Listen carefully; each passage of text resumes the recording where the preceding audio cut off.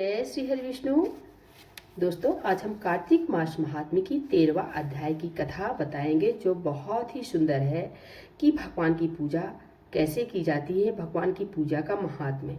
राजा पृथु ने हाथ जोड़कर देवर्षि नारद जी से कहा, हे महाराज, अब भगवान की पूजा का महात्म्य सुनाने की कृपा कीजिए। तब नारद जी बोले, हे राजा पृथु, जो मनोविनोद हंसी में भी भजन करता है उसको परम पद प्राप्त होता है। जो श्रद्धा युक्त होकर भजन करता है उसके महात्म्य का वर्णन नहीं किया जा सकता। इस संबंध में मैं एक अति प्राचीन इतिहास सुनाता हूँ, ध्यान पूर्वक सुनो। नारद जी ने कहा, कालिंद पर्वत पर दीघपुर नामक नगर में सुबाहु नाम का एक अत्यंत धर्मात्मा राजा राज्य करता था। वह प्रजा का पुत्र के समान पालन करता था। उसके धूमकेश नामक एक पुत्र था जो अत्यंत दुराचारी, पर स्त्रीगामी, चोर तथा जुआरी था। पुत्र के दुराचरणों को देखकर राजा सुबाहु ने उसे अनेक बार प्रताड़नाएं दी, परंतु वह किसी प्रकार नहीं माना। एक दिन खेलते हुए उसकी गेंद छोटी रानी के महल में जा गिरी। जब वह गेंद लेने के लिए महल में गया तो उसकी बीमाता छोटी रानी उस पर मोहित हो गई और उन दोनों ने कामांध होकर भोग विलास किया। जब राजा को इस बात का पता चला तो राजा ने धूम्रकेश को प्राणदंड तो नहीं दिया, परंतु उसे अपने राज्य से बाहर निकाल दिया। अब राजकुमार वन में रहकर प्रतिदिन मांस मदिरा खाता पीता तथा रात्रि को वेश्याओं के यहाँ निवास करता। चोरी आदि करके जो भी धन वह प्राप्त करता सब वेश्याओं को दे देता। इस प्रकार अनेक वर्ष व्यतीत हो गए।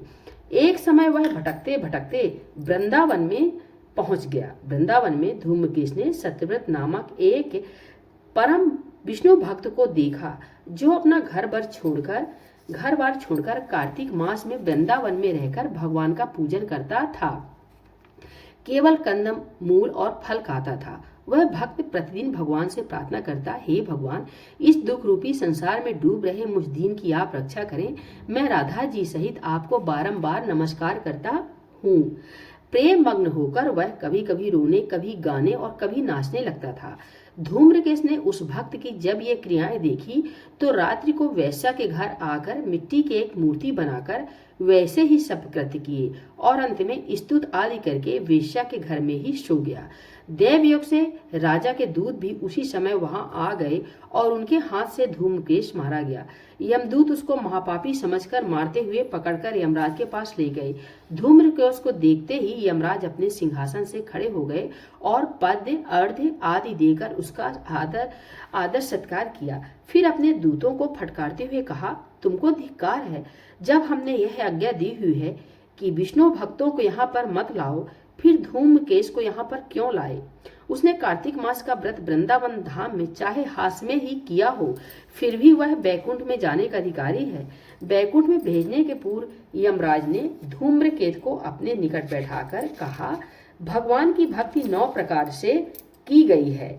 उसकी कथा सुनने से राजा परीक्षित, कीर्तन से सुखदेव, स्मरण से प्रहलाद, पाद सेवा से लक्ष्मी, पूजा से पृथु, वंदना से अक्रूर, दास्य भाव से अर्जुन तथा आत्मनिवेदन से राजा बलि जिस प्रकार परम पद को प्राप्त हुए हैं, उसी प्रकार चाहे हास से ही तुमने भगवान की पूजा की, मगर फिर भी तुम स्वर्ग के अधिकारी हो।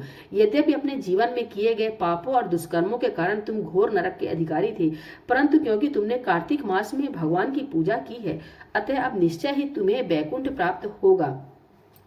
कार्तिक मास में की गई भगवान की पूजा निरर्थक नहीं जाती। जहाँ पर भगवान शालिग्राम है वहीं पर गंडकी नदी तथा अन्य तीर्थ हैं। धूम्रकेश को शास्त्रों का कुछ भी ज्ञान नहीं था, अतः उसने हाथ जोड़कर यमराज से पूछा, हे स्वामी, भगवान सब नदियों को छोड़कर गंडकी को कैसे प्राप्त हुए? कृपा करके मुझे बतलाइए।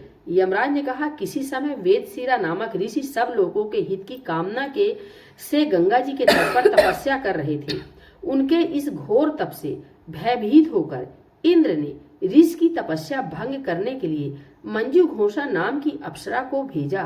मंजू घोषा उस रमणीक स्थान में क्रीड़ा करती हुई अपने रूप और यौवन प्रदर्शन करके हाव भाव दिखाने लगी। फिर उसी स्थिति में उसने मुनि के चरणों का स्पर्श किया तो मुनि के रोमांच खड़े हो गए। तत्पश्चात मुनि को अपने वशीभूत जान मंजू घोषा ने अपनी दोनों भुजाएं उनके गले में डाल दी। तब क्रोधित होकर मुनि ने श्राप दिया कि तुम मुझे इस संसार सागर में डालने को उद्यत हुई हो, इसलिए नदी बन जाओ। मुनि का श्राप सुनकर मंजू घोषा रोने और बिलखने लगी। उसने प्रार्थना करते हुए मुनि से कहा, हे मुनि, मैं श्राप की योग्य नहीं हूँ, आप मुझे क्षमा करें। उसकी प्रार्थना से द्रवित होकर मुनि ने कहा कि जिस समय भगवान विष्णु वृंदा के श्राप वशशिला होकर तुम में यानी गंडकी नदी में स्थित होंगे, तब तुम भगवान को धारण करने वाली होगी। इस प्रकार मेरे द्वारा दिया गया है श्राप तुम्हारे लिए वरदान से भी अधिक श्रेष्ठ सिद्ध होगा। अंत में यमराज ने कहा, हे राजकुमार, अब तुम विष्णु लोक को जाओ।